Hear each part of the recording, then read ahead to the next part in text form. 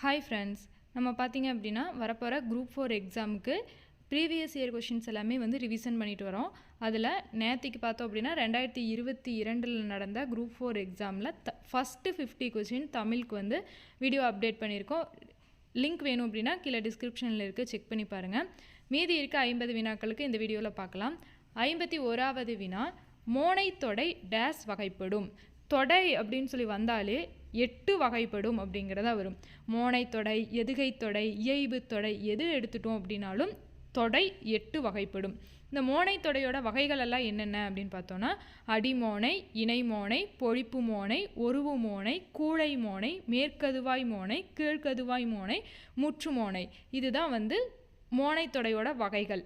So மோனை தொடை எத்தனை வகைப்படும்னாலும் 8, எதுகை தொடை அப்படின்னாலும் 8.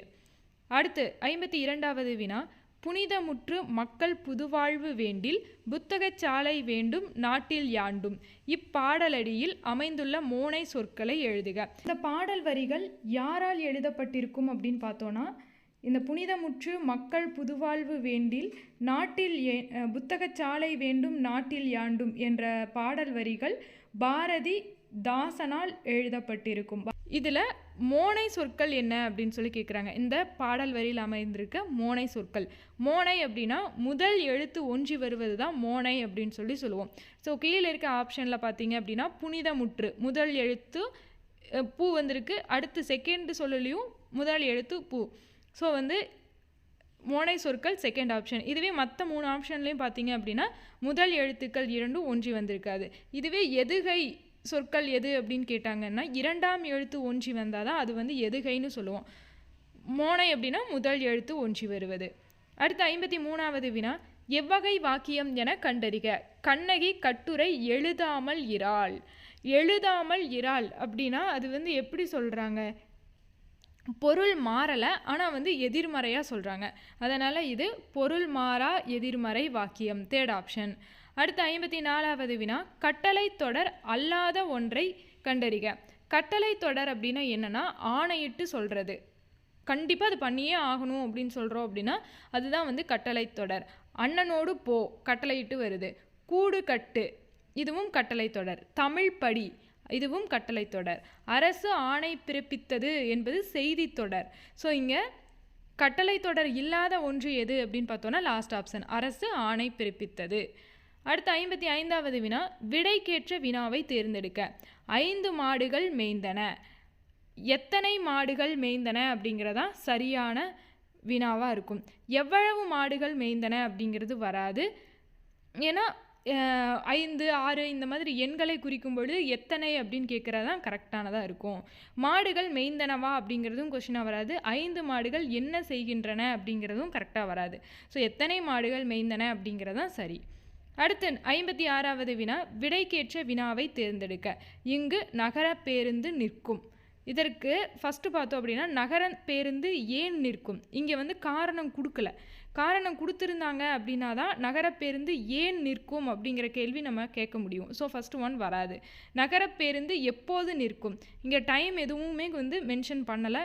மாலை காலை அதெல்லாம் எதுவுமே சொல்லலை. ஸோ இதுவும் வராது. தேர்ட் ஆப்ஷன் பாருங்கள், இங்கு நகர பேருந்து நிற்குமா அப்படிங்கிறது தான் சரியானதாக இருக்கும். இங்கு நகர பேருந்து நிற்கும் அப்படிங்கிறதுக்கு.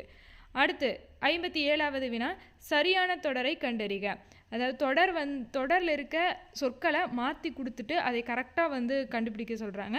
ஸோ இதில் பார்த்தோம் அப்படின்னா தமிழ் மொழி உலகம் உள்ள வரையிலும் வாழட்டும் அப்படிங்கிறதான் சரியான தொடர், தேர்ட் ஆப்ஷன். அடுத்து 58வது வினா, சரியான தொடரை கண்டறிக. இதில் சரியான தொடர் இதுவும் அதே மாதிரி தான் கொடுத்துருக்காங்க. தம்பி சங்கத்தமிழ் நூலை படி என்று கவிஞர் கூறினார் அப்படிங்கிறதான் சரியான தொடர், லாஸ்ட் ஆப்ஷன். அடுத்து 59வது வினா, சரியான அகர வரிசையை தேர்ந்தெடுக்க. அகர வரிசை அப்படின்னா ஃபஸ்ட்டு உயிர் எழுத்துக்களில் வரும், அதுக்கப்புறமா கா வரிசை, கா வரிசை, சா அந்த மாதிரி எழுதுறதா அகர வரிசை சொற்கள் அப்படின்னு சொல்லுவோம். ஸோ ஃபஸ்ட்டு 1ல் பார்த்தோம் அப்படின்னா இங்கே பார்த்தோம் அப்படின்னா மா இருக்குது, மா, மூ, கோ. ஸோ ஃபஸ்ட்டு நம்மளுக்கு எது வரும், காங்கிற எழுத்து வரிசை தான் வரும். ஸோ காங்கிற எழுத்து வரிசையில் வர்றதா கோ. ஸோ ஃபஸ்ட்டு கோ அப்படிங்கிற எழுத்து வரணும். அடுத்து மா, அடுத்தது மா, மூ, மம்மா, மிம்மி, மூமு அந்த வரிசையில் பார்க்கும்போது மா ஃபஸ்ட்டு வரும், மா அடுத்து, மூ அடுத்து. ஸோ இதற்கான விடை செகண்ட் ஆப்ஷன். அடுத்து 60வது வினா, பெயர் சொற்களை அகரவரிசையில் எழுதுக. அகரவரிசை அப்படிங்கிறது இப்போ தான் பார்த்தோம். இதில் பார்த்தோம் அப்படின்னா ஃபஸ்ட்டு உயிரெழுத்து தான் வரணும். அப்போ உயிரெழுத்து வந்து ஃபஸ்ட்டு ஆசிரியர், ஆக்கு அடுத்தது தான் ஓங்கிற எழுத்து வரும். அடுத்தது கா வரிசையில் இருக்கிறது. காக்கு அடுத்தது தே வரிசை, தா த தி தி அந்த வரிசை வரும், அதில் எழுதுவோம். அடுத்து பா மா. இப்போ இதற்கான விடை செகண்ட் ஆப்ஷன். அடுத்து 61வது வினா, தேடு வினைமுற்று சொல். தேடு அப்படிங்கிறது வேர்ச்சொல். இதற்கான வினைமுற்று என்ன அப்படின்னு கேட்குறாங்க. ஒரு சொல் வந்து முற்று பெற்றிருந்ததுன்னா அதை தான் வந்து வினைமுற்றுன்னு சொல்லுவோம். ஸோ வந்து தேடிய ஏல முடிகிறதுனால தேடியங்கிறது பெயரச்சம். தேடி ஈல முடிகிறதுனால இது வினையச்சம். தேடுதல் அல்லல முடிகிறதுனால இது தொழிற்பெயர். அப்போ இந்த மூணுமே வந்து என்னாகாது, வராது. இப்போ வினைமுற்று தேடினார் அப்படிங்கிறதா வினைமுற்று. அடுத்து 62வது வினா, பொறுத்துக. இது வந்து பார்த்திங்கன்னா முக்கியமான வினா, பொறுத்துக. வெண்பாவின் ஓசை செப்பல் ஓசை. வெண்பா செப்பல் ஓசை பெற்று வரும். ஆசிரியப்பாவின் ஓசை அகவல் ஓசை. களிப்பாவின் ஓசை துள்ளல் ஓசை. வஞ்சிப்பாவின் ஓசை தூங்கல் ஓசை. இதற்கான விடை லாஸ்ட் ஆப்ஷன். அடுத்து 63வது வினா, ஆங்கில சொல்லுக்கு நேரான தமிழ் சொல்லை அறிந்து எழுதுக. Gold biscuit. கோல்டுனா தெரியும், தங்கம். ஸோ இதற்கான விடை தங்கக்கட்டி. இதுவே டைமண்ட் பிஸ்கெட்னு வந்ததுன்னா வைரக்கட்டி. காப்பர் பிஸ்கெட்னு வந்ததுன்னா தாமிரக்கட்டி. அடுத்து 64வது வினா, ஆங்கில சொல்லுக்கு நேரான தமிழ் சொல்லை அறிந்து எழுதுக. வவ்வல் என்றால் உயிரெழுத்து என்பது பொருள். கான்சனன்ட் என்றால் மெய்யெழுத்து. ஹோமோகிராஃப் என்றால் ஒப்பெழுத்து. மோனோலிங்குவல் என்றால் ஒரு மொழி. மோனோலிங்குவல் அப்படின்னா ஒரு மொழி. பைலிங்குவல் அப்படின்னா இருமொழி அப்படிங்கிறது பொருள்படும். இதற்கான விடை 3, 1, 4, 2 லாஸ்ட் ஆப்ஷன். அடுத்து 65வது வினா, நனந்தலை உலகம் வழியி நெமியோடு வலம்புரி பொறித்த மாதாங்கு தடக்கை என வரும் முல்லைப்பாட்டில் இடம்பெற்ற நனந்தலை உலகம் என்பதற்கு எதிர்ச்சொல். நனந்தலை உலகம் அப்படிங்கிறதோட பொருள் என்ன அப்படின்னா பரந்த உலகம், அகன்ற உலகம் அப்படின்னு சொல்லுவோம். சரிங்களா? நனந்தலை உலகம் அப்படின்னா அகன்ற உலகம் அப்படிங்கிறது பொருள்படும். இப்போ அகன்ற உலகத்திற்கான எதிர்சொல் என்ன அப்படின்னா சிறிய உலகம். இந்த முல்லைப்பாட்டினை எழுதியவர் யார் அப்படின்னா நப்பூதனாரால் இந்த முல்லைப்பாட்டு எழுதப்பட்டிருக்கும். அடுத்து 66வது வினா, எடுப்பு எதிர்சொல் தருக. எடுப்பு என்றால் தொடங்குதல் என்பது பொருள். எடுப்பு என்பதன் பொருள் தொடங்குதல். இப்போ தொடங்குதலுக்கான எதிர்சொல் முடித்தல். அடுத்து 67வது வினா, தண்டலிர் பதம். இச்சொல்லை சரியாக பிரித்தெடும் முறையை தேர்வு செய்க. தண்டலிர் பதம் என்பதை தன்மை கூட்டல் தளிர் கூட்டல் பதம் என்று பிரிக்கலாம். பதம் அப்படிங்கிறதுக்கு சொல் அப்படிங்கிறது பொருள். பதம் என்றால் சொல் என்பது பொருள். அடுத்து 68வது வினா, களம்பகம். இச்சொல்லை பிரித்து எழுதுக. களம் கூட்டல் பகம் என பிரியும். களம்பகம் அப்படிங்கிறது 18 உறுப்புகளை கொண்டிருக்கும். களம்பகம் வந்து 18 உறுப்புகளை கொண்டிருக்கும். அதில் களம் 6 உறுப்புகள். பகம் களம் அப்படின்னா 6ன்னு சொல்லுவோம். பகம் அப்படின்னா 12. ஸோ மொத்தமாக 18 உறுப்புகளை பெற்றிருக்கும். அடுத்து 69வது வினா, பீலி சூட்டிய பிறங்கு நிலை நடுகள் என்று குறிப்பிடும் நூல். பீலி சூட்டிய பிறகு நிலை நடுகள் என்று நடுகளை குறிப்பிடும் நூல் எது அப்படின்னு பார்த்தோன்னா அகநானூறு. அடுத்து 70வது வினா, அடைமொழியால் குறிக்கப்பெறும் நூல் எது? அடைமொழி அப்படிங்கிறது என்னன்னா, ஒரு நூலுக்கு நிறைய வேறு பெயர்கள் இருக்குது அப்படின்னா அதுதான் வந்து அடைமொழி அப்படின்னு சொல்லுவோம். ஸோ திருக்குறள் அப்படிங்கிறது பார்த்தோன்னா பொய்யாமொழி, முப்பால், இந்த மாதிரி நிறையா பெயர்கள் வேறு பெயர்கள் வந்து திருக்குறளுக்கு இருக்குது. அதனால் அடைமொழியால் குறிக்கப்பெறும் நூல் திருக்குறள். இதுவே கம்பராமாயணம் பார்த்தோம் அப்படின்னா கம்பராமாயணத்துக்கு வேறு பெயர் இருக்காது. கம்பர் இட்ட பெயர் தான் ராமவதாரமாக இருக்கும். அதுதான் நாளடைவில் கம்பராமாயணம் அப்படின்னு சொல்லி மாறி இருக்கும். இதுவே முத்தொள்ளாயிரம் அப்படிங்கிறது பார்த்தாலும் இருக்காது. முத்தொள்ளாயிரம் அப்படிங்கிறது சேர சோழ பாண்டிய மன்னர்களை பற்றி கூறியிருக்கும். ஸோ வந்து இது முத்தொள்ளாயிரத்தில் 900 பாடல்கள் இருக்கும். இது மட்டும்தான் இதோட தகவல். இதோட ஆசிரியர் பெயரும் யாருன்னு சொல்லி தெரிஞ்சிருக்காது. முத்தொள்ளாயிரத்துக்கான வேறு பெயரும் குறிப்பிடப்படலை எங்கேயுமே. இதுவே நெடுந்தொகை அப்படிங்கிறது பார்த்தோன்னா அகநானூரோட அடைமொழி பெயர் தான் நெடுந்தொகை. ஸோ நெடுந்தொகைக்கு அடைமொழி பெயர் இல்லை. அதனால் நெடுந்தொகை அப்படிங்கிறது வராது. நெடுந்தொகை அப்படின்னு எந்த நூல் அழைக்கப்படுது அப்படின்னா அகநானூறு. ஸோ திருக்குறளுக்கு மட்டும்தான் இங்கே அடைமொழி இருக்குது. அதனால் அடைமொழியால் குறிக்கப்பெறும் நூல் திருக்குறள். Second option. அடுத்து 71வது வினா, சரியான பதிலை தேர்வு செய்க. சூடிக் கொடுத்த சுடர்கொடி என அழைக்கப்படுபவர் யாருன்னு கேட்பாங்க. ஆண்டாள். சூடிக் கொடுத்த சுடர்கொடி என அழைக்கப்படுபவர் ஆண்டாள். விட்ட விட்டுணு சித்தன் என்பவரின் வளர்ப்பு மகள் தான் ஆண்டார். யாருடைய வளர்ப்பு மகள் ஆண்டாள்னு கேட்டால் விட்டுணு சித்தரின் வளர்ப்பு மகள் ஆண்டாள். சூடி கொடுத்த சுடர்கொடி என அழைக்கப்படுபவரும் ஆண்டாள். திருப்பாவையை எழுதியவர் யார் அப்படின்னா ஆண்டாள். திருப்பாவைக்கு ஆண்டாள் வைத்த பெயர் தான் சங்கத்தமிழ் மாலை 30. சங்கத்தமிழ் மாலை 30 என்று அழைக்கப்படும் நூல் எதுன்னு கேட்டால் திருப்பாவை. இது ஆண்டாளால் எழுதப்பட்டிருக்கும். அடுத்து நாச்சியார் திருமொழியும் ஆண்டாளால் எழுதப்பட்டிருக்கும். நாச்சியார் திருமொழி மொத்தம் 143 பாடல்களை கொண்டிருக்கும். இதற்கான விடை அனைத்துமே சரி. ஸோ இது எல்லாமே நல்லா படித்து வச்சுக்கோங்க. தனித்தனியாக கூட கொஷின் வரக்கு சான்சஸ் அதிகம். அடுத்து 72வது வினா, பெருமாள் திருமொழியை பாடியவர் யார்? பெருமாள் திருமொழியின் ஆசிரியர் குலசேகர ஆழ்வார். இந்த பெருமாள் திருமொழி பார்த்தோம் அப்படின்னா மொத்தமாக 105 பாசுரங்களை கொண்டிருக்கும். இதற்கு பார்த்தோம் அப்படின்னா திருமாலை பற்றி பாடப்படும் நூல் தான் பெருமாள் திருமொழி. பெருமாள் திருமொழி திருமாலை பற்றி பாடப்படும் நூல். இதில் 105 பாசுரங்கள் இருக்கும். இதன் ஆசிரியர் குலசேகர ஆழ்வார். அடுத்து 73வது வினா, தான் பாடிய பதிகத்தில் 8ஆம் பாடலில் ராவணன் சிவபக்தன் ஆனதையும் 9ஆம் பாடலில் பிரம்மனும் திருமாலும் தேடிக்காணா இறைவன் என்பதையும் 10ஆம் பாடலில் புறச்சமய போலிகளை தாக்கியும் 11ஆம் பாடலில் தம் பெருமை கூறியும் பாடியவர் யார் அப்படின்னு கேட்டால் திருஞான சம்பந்தர். இதில் பார்த்தோம் அப்படின்னா இந்த வினாவே நம்மளுக்கு முக்கியமானதான். இதையுமே நம்ம கேட்பாங்க. திருஞான சம்பந்தர் பாடிய பதிகம் அப்படிங்கிறதோட பொருள் என்ன அப்படின்னு பார்த்தோம்னா 10 பாடல்களை கொண்டு தான் பதிகம் அப்படின்னு சொல்லுவோம். ஸோ 8ஆம் பாடலில் பார்த்தோம் அப்படின்னா ராவணன் சிவபக்தன் ஆனதை பற்றி கூறியிருப்பார். யார் பாடிய பதிகத்தில் 8ஆம் பாடலில் ராவணன் சிவபக்தன் ஆனதை குறிப்பிடுகிறார்னு கேட்டால் திருஞான சம்பந்தர். 8ஆம் பாடலில் யாரை பற்றி குறிப்பிடுகிறார் அப்படின்னும் கேட்பாங்க. ஸோ இதெல்லாமே முக்கியமானது. தான் பாடிய பதிகத்தில் திருஞான சம்பந்தர் 8ஆம் பாடலில் ராவணன் சிவபக்தன் ஆனதையும் 9ஆம் பாடலில் பிரம்மனும் திருமாலும் தேடிக்காணா இறைவன் அப்படிங்கிறதையும் 10ஆம் பாடலில் புறச்சமய போலிகளை தாக்கியும் அப்படின்னும் 11ஆம் பாடலில் தன்னோட பெருமையும் கூறி பாடியிருப்பார். திருஞான சம்பந்தர் எந்த பாடலில் தன் பெருமையை கூறி பாடினார் அப்படின்னு கேட்டால் 11ஆம் பாடல். ஸோ இது ரொம்ப முக்கியம். இது எல்லாமே பார்த்து வச்சுக்கோங்க. அடுத்து 74வது வினா, தொல்காப்பியம் குறிப்பிடும் நிறைமொழி மாந்தர் யார்? நிறைமொழி மாந்தர் என்று சித்தர்களை தொல்காப்பியம் குறிப்பிடும். சித்தர்களை நிறைமொழி மாந்தர் என குறிப்பிடும் நூல் எது அப்படின்னு பார்த்தோம்னா தொல்காப்பியம். அடுத்து 75வது வினா, வாயில் இலக்கியம் என அழைக்கப்படுவது. வாயில் இலக்கியம் என்றும் சந்து இலக்கியம் என்றும் தூது அழைக்கப்படுகிறது. இதில் தமிழ் விடு தூது நமக்கு கொடுத்துருப்பாங்க. தமிழ் விடு தூதுவோட ஆசிரியர் பெயர் தெரியவில்லை. இந்த தமிழ் விடு தூது பார்த்தோம் அப்படின்னா 268 கன்னிகளை கொண்டிருக்கும். அது ரொம்ப முக்கியமானது. 268 கன்னி.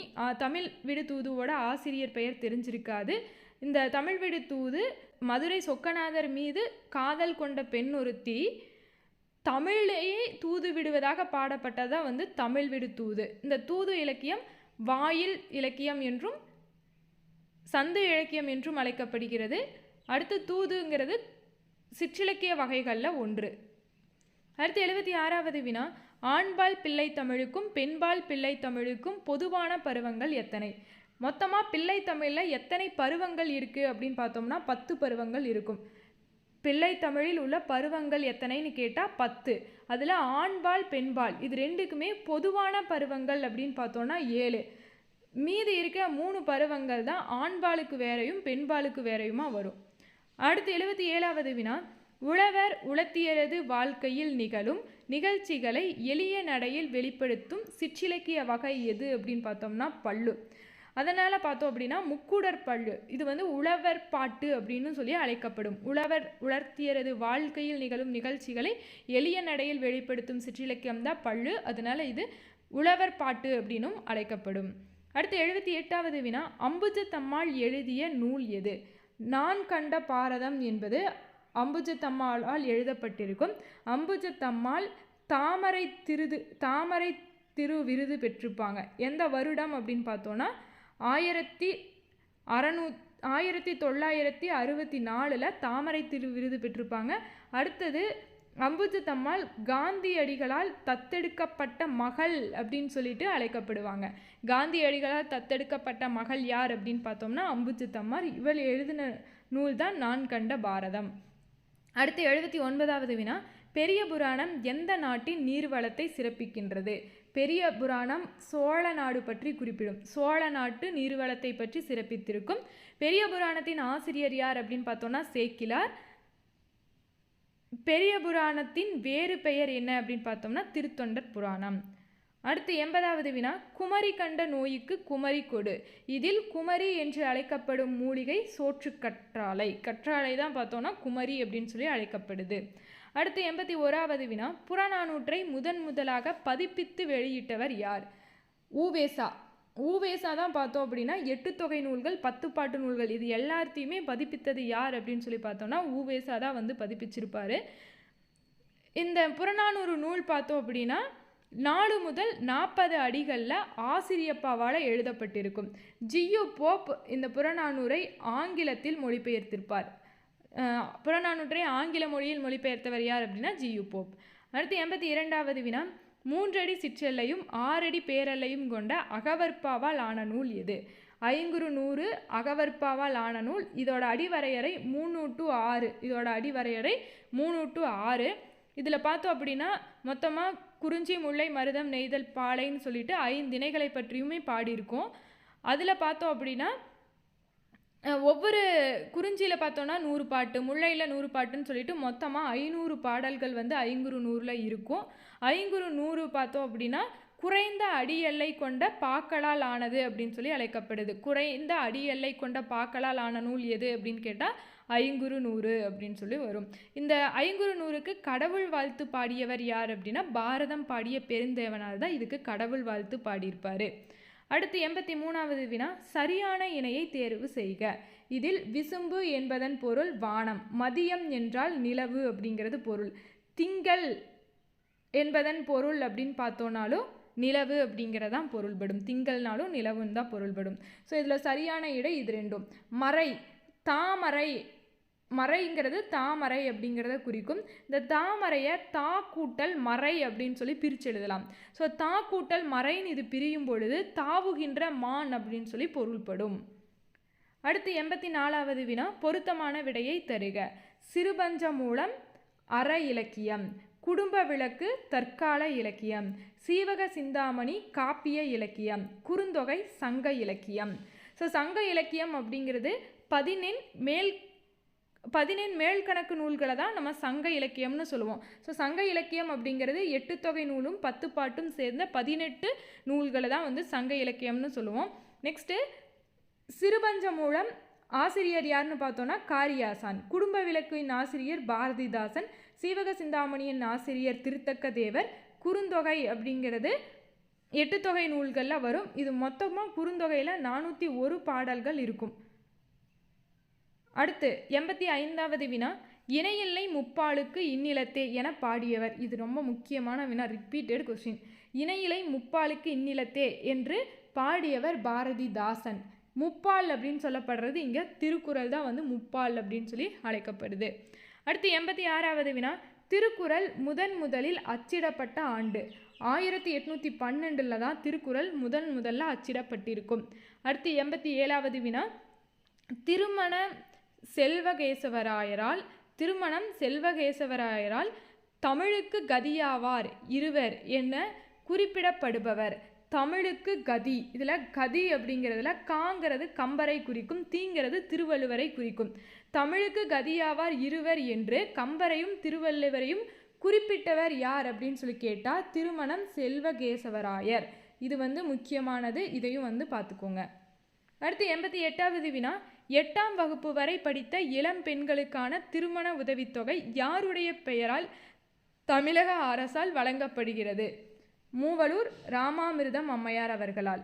இதில் பார்த்தோம் அப்படின்னா முத்துலட்சுமி ரெட்டி முதல் பெண் மருத்துவர்.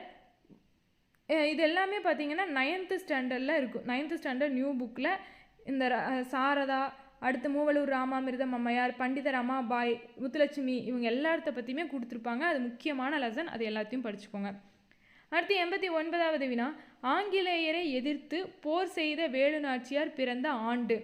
வேலுநாச்சியார் 1730ஆம் ஆண்டு பிறந்திருப்பார். இவங்க வந்து தன்னோட கணவர் முத்துவடுகநாதர் இறந்ததுக்கு அப்புறமா திண்டுக்கல் கோட்டையில் போய் தஞ்சம் இருந்திருப்பாங்க.